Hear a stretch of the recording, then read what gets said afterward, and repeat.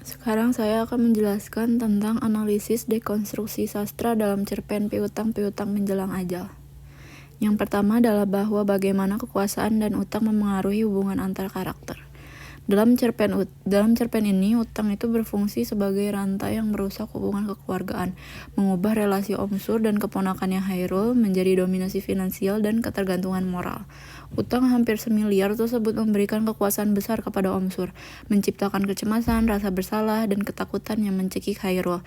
Bahkan hingga Hairul berharap kematian pamannya bisa menghapus beban finansial dan psikologisnya.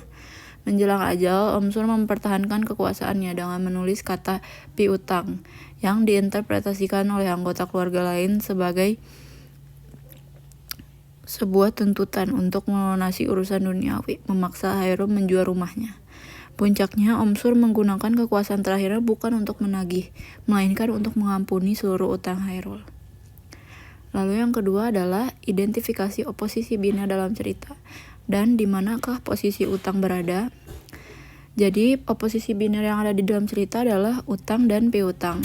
Oposisi biner utama dalam cerpen ini adalah antara piutang yang dihutangi dan utang yang berhutang, yang secara jelas memposisikan Omsur, pemegang piutang, sebagai pihak superior, dan Hairul, pemegang utang, sebagai pihak inferior.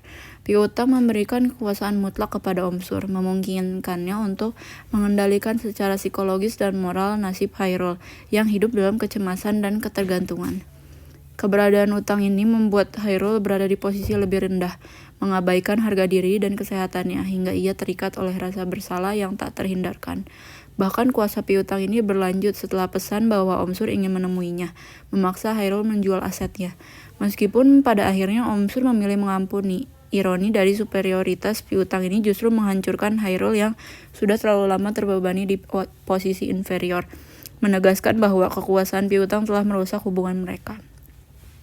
Lalu yang ketiga itu adalah apakah utang ini selalu berkaitan dengan kekuasaan, dan bagaimana cerpen ini mendekonstruksi konsep kekuasaan dalam konteks keluarga.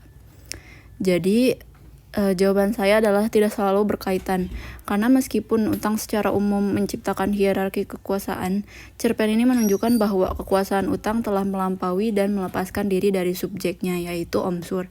Ketika Omsur menggunakan kuasa utamanya, yaitu kuasa untuk mengampuni dan menganggap lunas utang Hairul, ia secara resmi menghapus piutang, menghilangkan instrumen kekuasaan finansialnya. Namun, tindakan ini justru mengungkapkan tragedi sesungguhnya bahwa kekuasaan utang telah menjadi kekuatan yang merusak jiwa Hairul. Utang telah meninggalkan trauma psikologis dan kecemasan yang begitu dalam, sehingga kebebasan mendadak akibat pengampunan itu tidak mampu ia tanggung. Yang ujungnya itu Hairul pingsan juga setelah mendengar kata-kata terakhir Omsur. Lalu yang terakhir, bagaimana perasaan pribadi Hairul tentang utang terhadap Omsur mempengaruhi tindakannya, dan bagaimana ini bisa dianalisis dalam konteks dekonstruksi. Menurut saya, perasaan pribadi Hairul terhadap utang yang didominasi rasa bersalah, kecemasan yang melumpuhkan, dan inferioritas moral adalah perwujudan dari kekuasaan utang yang terinternalisasi dan menjadi kunci analisis dekonstruksi cerpen ini.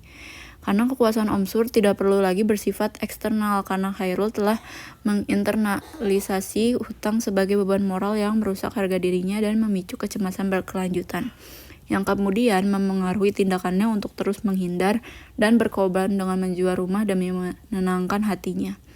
Puncak dekonstruksi terjadi ketika Omsur mengampuni utang tersebut. Walaupun secara finansial utang telah tiada, pelepasan kekuasaan secara mendadak justru menghancurkan Hairul. Hal ini membuktikan bahwa kekuasaan utang telah menjadi kekuatan yang jauh lebih kuat daripada instrumen finansialnya. Utang telah merusak subjeknya secara psikologis, sehingga bahkan ketika ikatan utang sudah dilepas, dampak traumatisnya tetap berlanjut dan menyebabkan Hairul tumbang.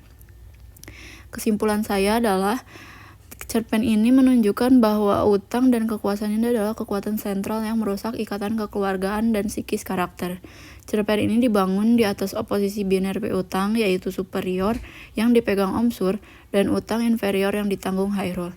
di mana piutang berfungsi sebagai sumber utama kekuasaan moral dan psikologis yang mencekik Khairul dengan kecemasan, rasa bersalah, dan inferioritas. Akhir cerita menampilkan dekonstruksi yang tragis, yaitu ketika Om Sur menggunakan kekuasaan tertingginya untuk mengampuni utang tersebut. Ikatan finansial dan kekuasaan secara teknik terputus. Namun tindakan ini justru mengungkap bahwa kekuasaan utang telah terinternalisasi dalam diri Khairul.